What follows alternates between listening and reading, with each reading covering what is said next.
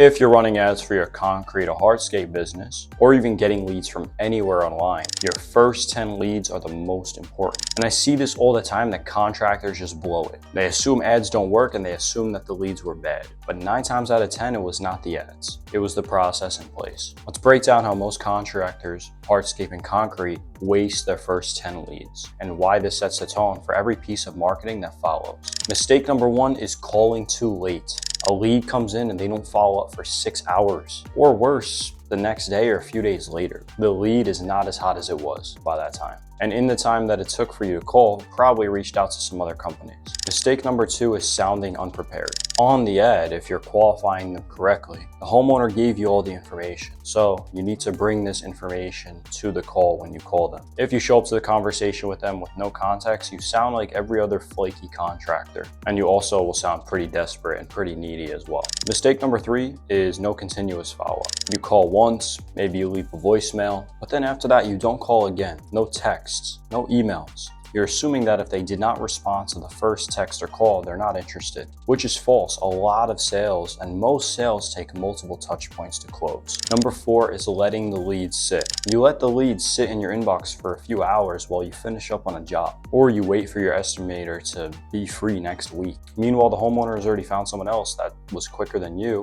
and sounded more professional. And the real problem is it's not exactly a lead problem, it's a process problem. Your first 10 leads are a test, not for the ad system, but for your sales process. And most contractors fail the test and blame the system. And let me be clear, a lead isn't money. A lead is an opportunity. It's only as good as your ability to contact it, qualify it, and then convert it. So here's how to stop wasting those early leads that come through and turn your pipeline into real job flow. Speed matters, and your goal should be to respond to every lead in under 5 minutes. Yes, that quick. Use text automation, email automation, and call alerts so you could respond to the leads right away. And if you're too busy to answer leads in real time, that's fine. Use automation tools like Go High Level or Zapier. On there, you can set up workflows so that when someone submits a form on your website or on your landing page, that lead gets a text and an email right away. This keeps the homeowner in the loop that you got their inquiry, and it also positions you as a professional authority figure contractor in your market. Or better yet, when this lead comes through and you're notified, also send a notification to your sales team. Have a dedicated in-house caller from your sales team or a third-party call team call these leads for you. This will allow you to break that initial touch point with the lead immediately,